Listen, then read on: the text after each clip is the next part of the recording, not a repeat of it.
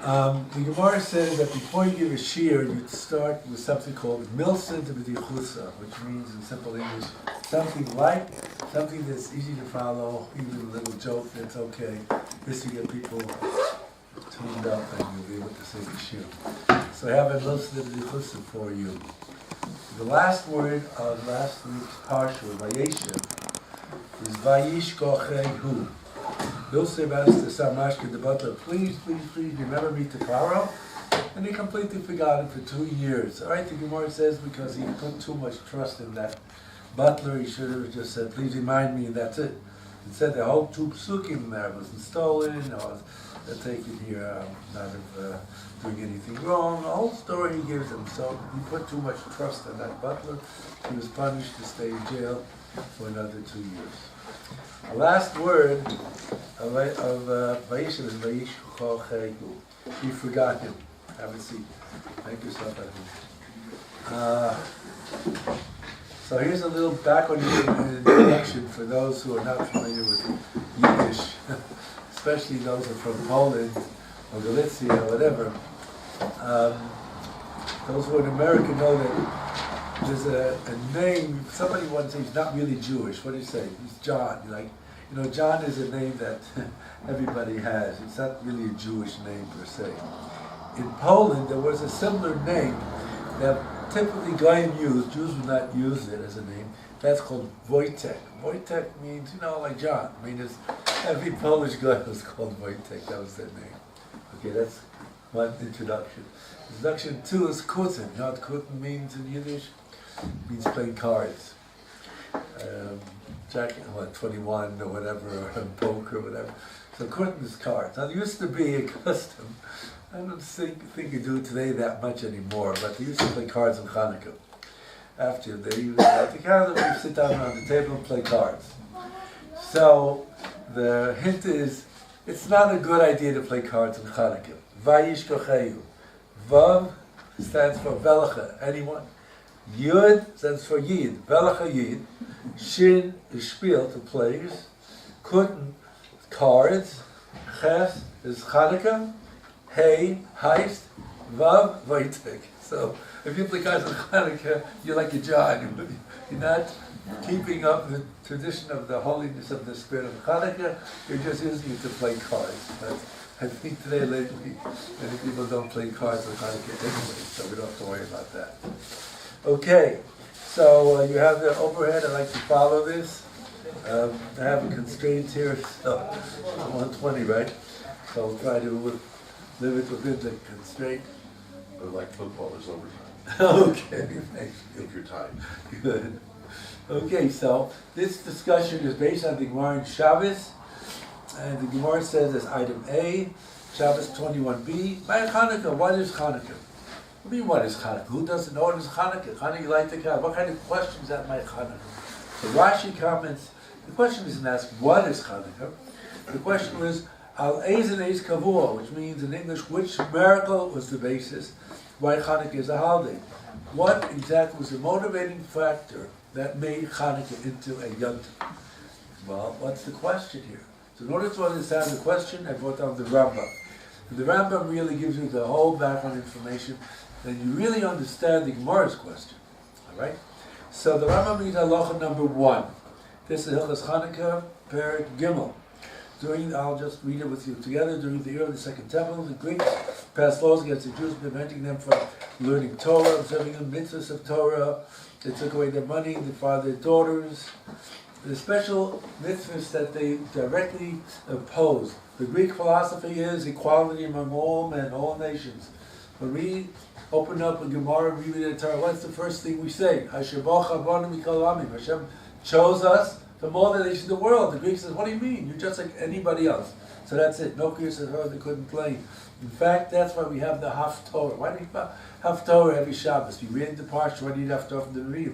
From this time. Because the Greeks prohibited any public reading of the Torah. So Chachamim were afraid they'll never know. It's winter. What was the Parsha this week anyway? So all the Parshas of the Torah have a Haftorah that very closely resembles the Parsha of the Torah, so you'll know what we're supposed to read about.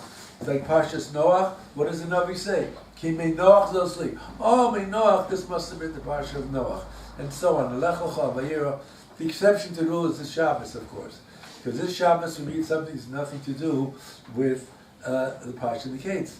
It has to do with the Nes of Chanukah. We're not even Simchi Basir, they're talking about Chanukah. But Rabbi Schwab said there is a connection. What's the connection?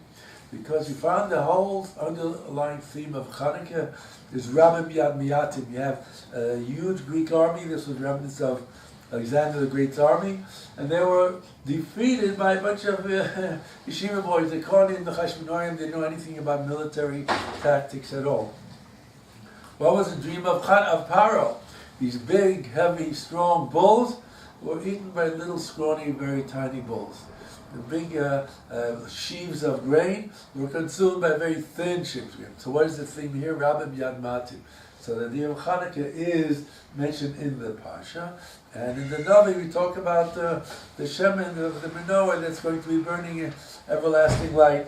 So that's of course reference to Chanukah too. So there is a connection between the Torah and the Parsha. So anyway, the Greeks prevented us from learning Torah, keeping the mitzvah, specifically Mila, Kedusha, Chodesh, anything that makes the Jewish nation different than all the other goyim. Shechita, all these mitzvahs they couldn't do. They took away their money, they defrauded their daughters, they entered Beis Hamikdash, they desecrated the temple. They put the big Avodah Zarah of Aphrodite, which is the god of beauty, into the Kodesh HaKadoshim. It was a beautiful building, no question. The beauty was wonderful. But you don't put in Avodah Zarah in the Kodesh HaKadoshim.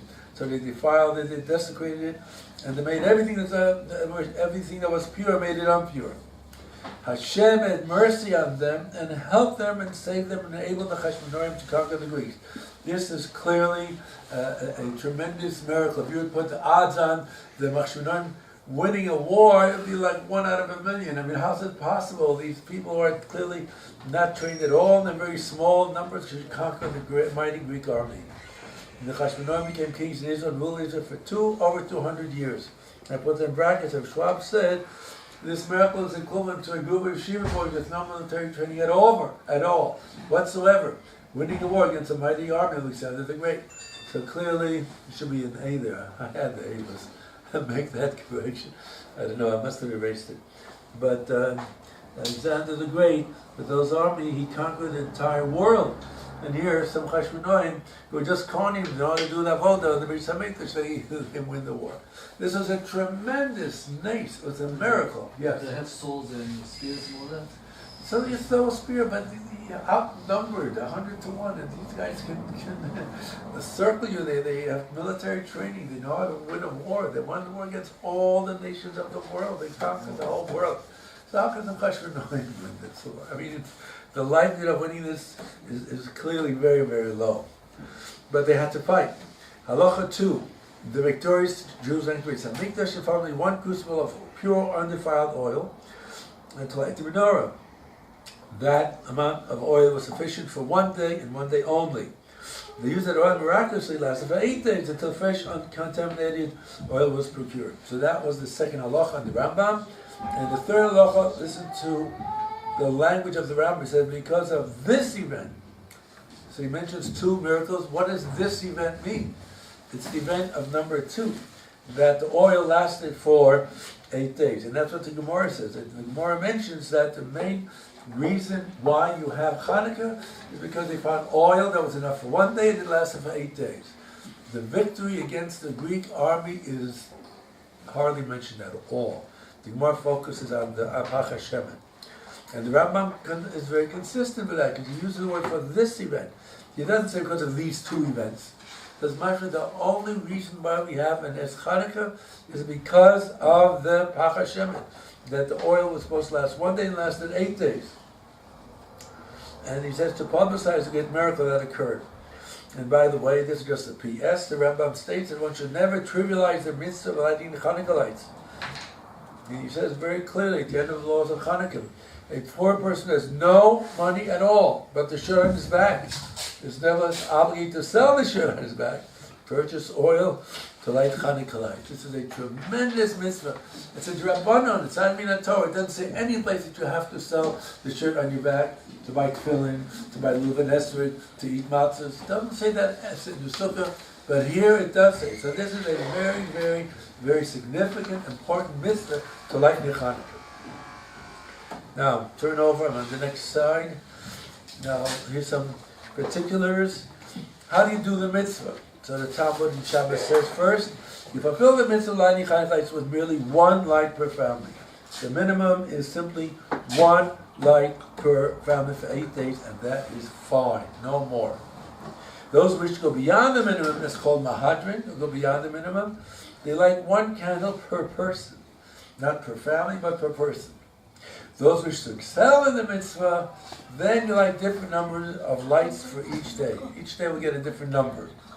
Now the question is, how do we show this difference according to the days of Hanukkah? The Shammai state that one should begin with 8 on the first, 7 on the second, and so on and so on. And finally 7, 6, 8, 8, 7, 6, 5, 4, 3, 2, 1. 1 is on the last day of Hanukkah. The Yisrael say the opposite. Start with 1, and the second day, which is today, light 2, and then 3 and 4 and so on. And the last day of Hanukkah, which will be Tuesday night, you light 8 lights of Hanukkah. By the way, I did not write this down, but we can just ask the question, why on earth do you have this mitzvah on 3 levels? The minimum, want to go above the minimum, and want to go maximum, mahadin mina mahadin, those above and beyond the minimum, above and beyond those who want to go above the minimum. You don't find this lashon of mahadin mina mahadin and any other mitzvah, just Hanukkah. Why do we go out of our way to excel if we fulfill the mitzvah already? Yeah, because according to they could have used oil, the fire door to light, and they didn't, and they used tahor. Okay, well that's part of the question. Why didn't they? If tum was hurt to simmer, they could have just used tummy oil. All right, it's coming up. It's on the agenda. Thank you, but very good point. Excellent. Now the next issue is the Gemara asks, why did the Shammai say you start with a large amount and go down to the smaller amount? So he says, the Gemara says, because we find in the most recent holiday of Sukkot, which is simply 2 months earlier in Tishrei, that the number of kabbanas, the sacrifices per day, also was in a decreasing order. You start with 13 parim, and then bulls, and then 12, and then 9, then 10, then 8, and 7. So you're going in a decreasing order. We want to match the progression of the kabbanas of Sukkot. Well, that's very nice. What does Hanukkah have to do with Sukkot? That's a general question. And then you have the reason, sorry for the double S, write that, the reason of Beis Hillel. We always want to increment levels of Kedusha for a mitzvah. It's called Malin Bakodesh. So the Kedusha of 1 light gives us a Kedusha of 2 lights.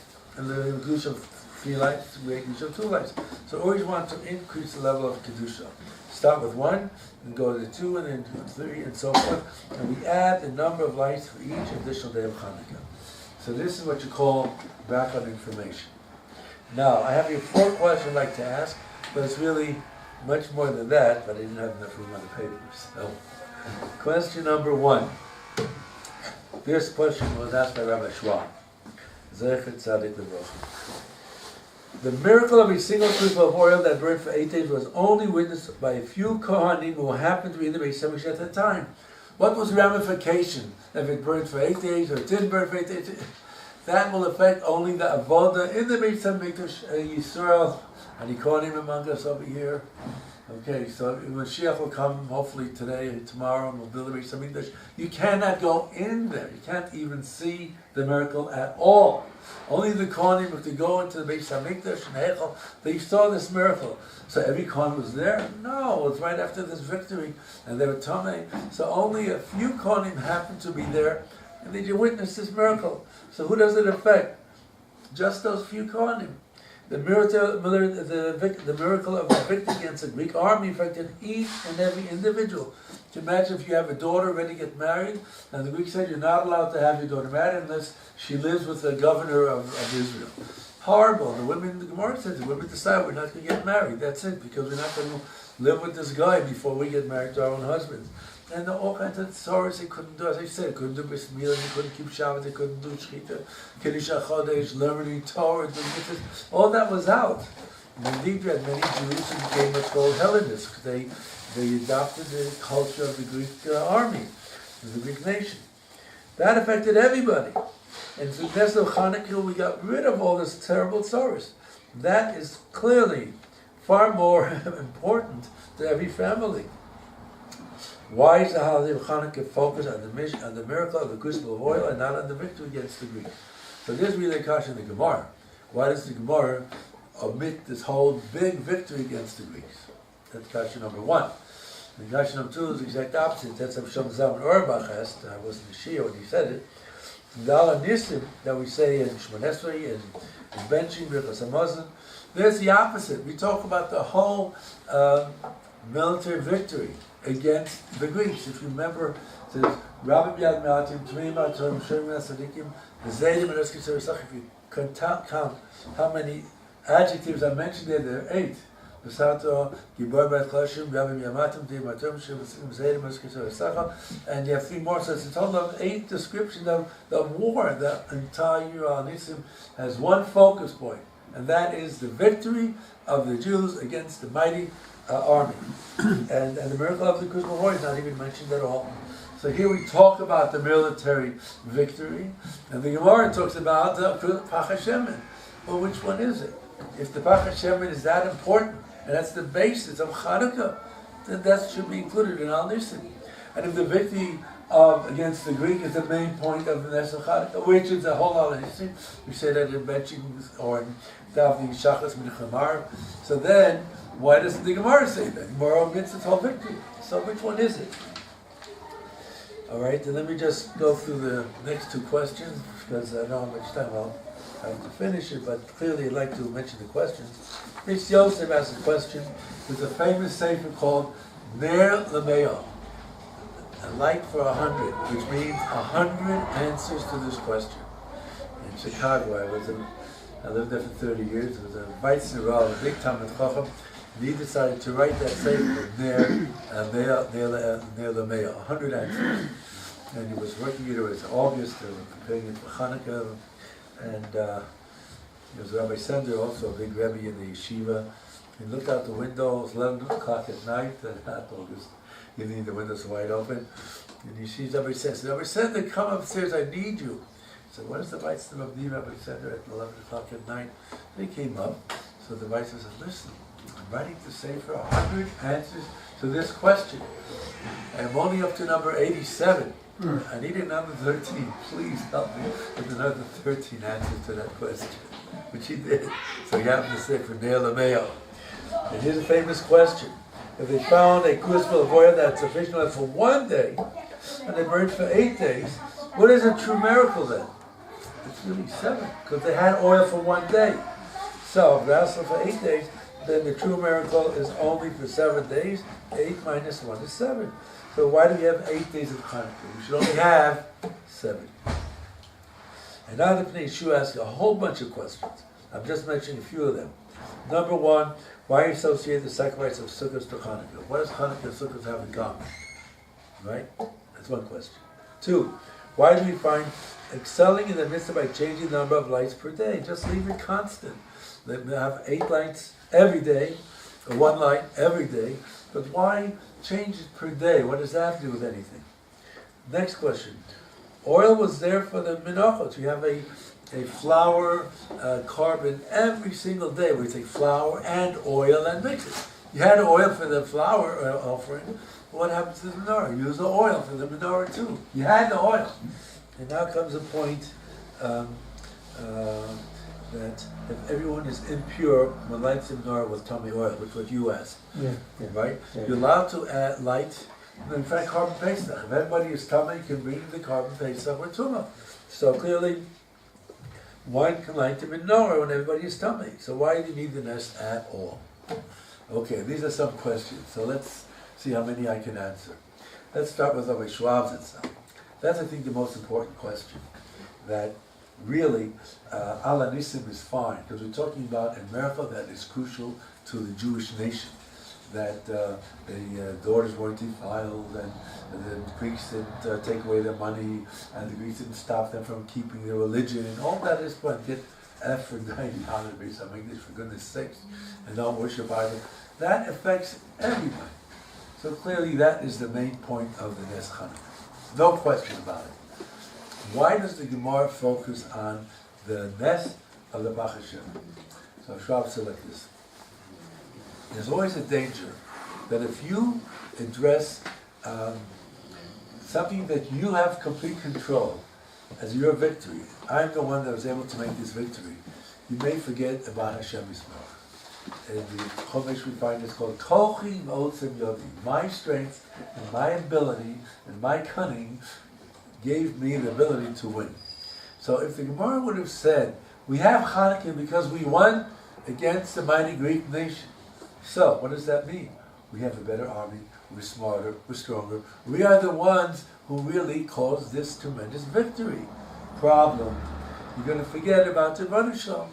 Now, unfortunately, here in the Medinat Yisrael, don't quote me to the press and all that, you'll shoot me. But clearly, you have mentioned in the military, we won the 6-Day War because we had better generals. We were able to use the Patriot missiles against Saddam Hussein with those Scud missiles. We were able to do everything on our own. What happened to Hashem Yisrael? We forgot him about totally. And that was the Rambam that I mentioned at the beginning. The Rambam says very clearly that Hashem was the one who gave them the ability and the strength and the koach to have a Chashmonaim conquer the Greeks.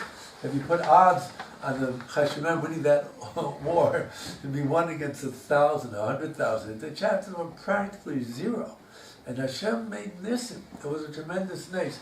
But if you're going to say that the whole Chanukah is made on that victory, people forget about Hashem. You'll say, no, it's because of the military might of the Chashmonaim. So you pick something that your ability and your understanding and your knowledge and your cunning, whatever you want to call it, will never, never enable that to happen. There's no way that you can take oil that has enough supplies for 1 day and it lasts for 8 days. That's something you cannot do. That is the Yad Hashem. So we pick particularly the part of Chanukah that is not man-made. It comes from Hashem Yisbarach. That's what we focus on.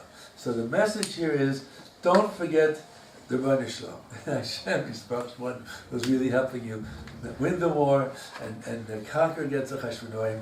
And that's the message of Chanukah. The message of Chanukah is that Hashem is the one who's giving you the koach to win. And if you have some time, you see in Pashas Akim, you can look up in the Targum. The Torah says, you'll say, Kochi motzim yodi tzachal. You'll say, oh, I'm smart, I'm intelligent, that's why I'm rich, that's why I'm successful, that's why I'm a good teacher, and a good lawyer, and a good doctor, and a good businessman. So the Torah says, no. Ki hu hanosin l'chol koach l'sos choyel. Hashem is the one who gives you the ability to succeed. Look at the Targum, it says that. He says, "Hu yoav lach eitza." Hashem gives you ideas to purchase, what to buy. I'm in marketing. I tell people, this product is going to work and this product is not going to work, and what are the chances of success? Wait a minute, the partnership is the one who gives you. He's giving me the ideas what to use in order to succeed, to advise people to succeed. Hashem gives you that aid. I'll just give you a real quick story with General Motors. I don't know how I did it, but I was a consultant for them. The trucks, if you have the 75 rig trucks, if the springs break, what happens? Okay, you haven't been driving a 75 rig truck.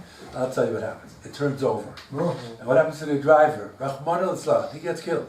Because these 75 rig trucks are so huge, you have no control, and the truck falls over, tips over, and the driver's life is pretty much over. So, General Motors came up with a very special spring that gives the driver 30 minutes warning. Your springs are going to break. Do something about it. Okay? Now these springs will save the life of the driver. So it's certainly worth it. Problem, it's going to be very expensive.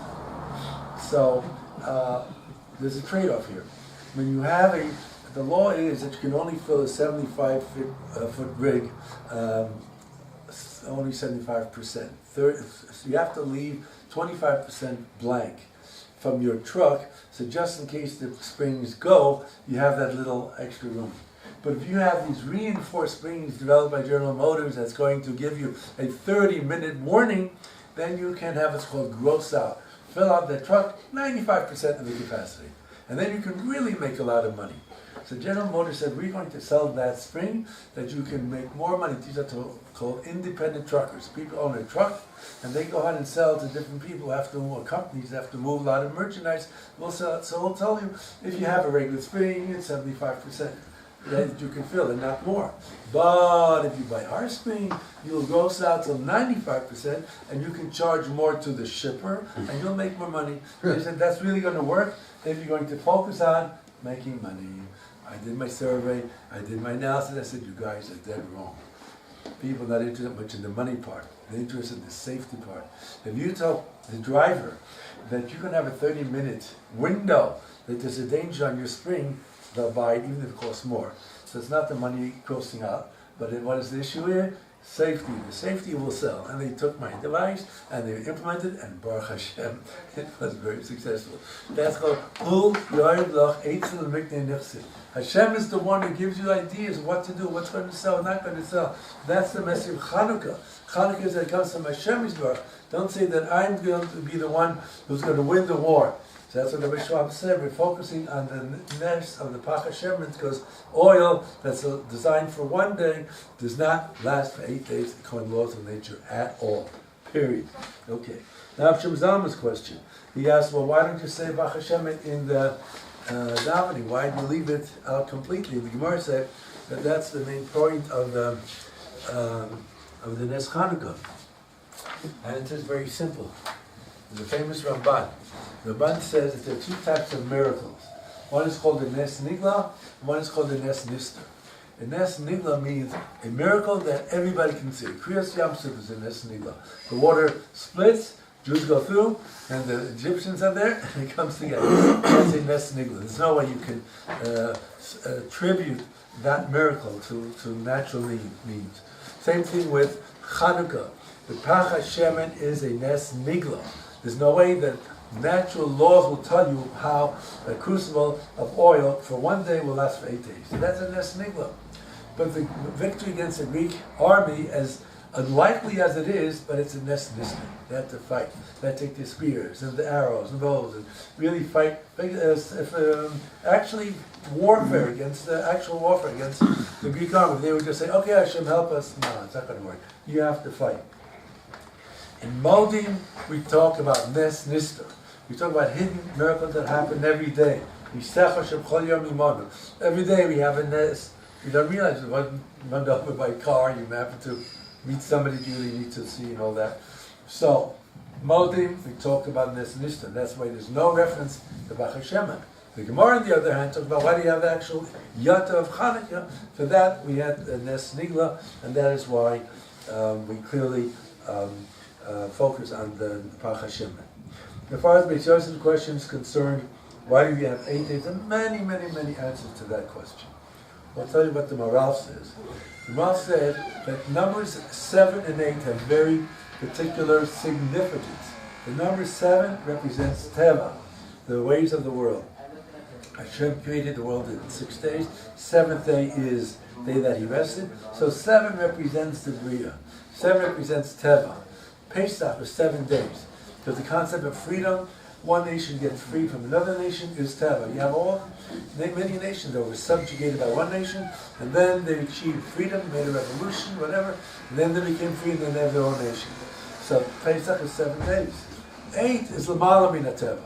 The Torah is giving us on Shmooz, which is 8, the 50th day, which is after 7 weeks of 7 from Pesach, because that's L'mala Min HaTeva. Bris Milah is on the 8th day. That's L'mala Min HaTeva. That's Hashem made a special promise to Avraham Avinu. You do Bris Milah for your children and grandchildren and so on to this very day, and that's going to bring us close to Hashem. Chanukah is a Yom Tov of 8 days. It's L'mala Min HaTeva, which is what Rabbi Schwab really said. We're focusing on the part of Chanukah that is negative Teva, above the Teva. So clearly, if we focus on Teva be 7 days, go back to the problem. The Greek army, as strong as they are, but we are very cunning, we're smart, we're better, and we were able to win this war. They're saying, no, focus on 8 days because Hanukkah is clearly representing Lamala Min HaTeva, and has to be number 8. Then the question of what does this have to do with Sukkot? That year was the first time, the year of Hanukkah, that they did not bring the korbanos of Sukkot since the time of Ezra Nehemiah. Whenever Ezra Nehemiah built the second Beis Hamikdash, every Sukkot they brought korbanos. This year the Greeks said nothing doing. So they want to have a zecher. They want to remember, we were supposed to bring the korbanos of Sukkot, and we didn't. Let's do something that will remind us of Sukkot. What is Sukkot? You will decrease the korbanos. We will decrease the korbanos decrease the number of lights every day to remind us that we missed out on the korban of Sukkot. Your answer, why do you have Mahadim and Hardim? Excellent answer. All mitzvahs we're supposed to do, and you want to do a hidur, that's fine. But had the Chashmonaim follow the letter of the law, Tumah Hutra B'tzibur. If everybody is Tamei, do it B'tamei. You know what would have happened? Answer, nothing. You light the menorah with Tamei oil, you make a bracha, and everything is fine. But the Chashmonaim said, and this is a lashon of the Pnei Yeshua, we see that this is a time of miracles. The fact that we won against that mighty Greek army, that's just Hashem is doing miracles for us. Let's try and hope maybe he'll do some miracle too. We don't know. So they decided, let's go above and beyond the minimum requirement of Hadlachas Neros. The minimum requirement is use turmeric oil. Okay. If it burns out after the first day, we'll use the turmeric oil for days 2 through 8. But maybe it won't burn out. So they used oil for the first day and see what's going to happen. Surprise! It lasted for 8 days. So the only reason why we have Hanukkah is because the Chashmonaim decided to go above and beyond the minimum.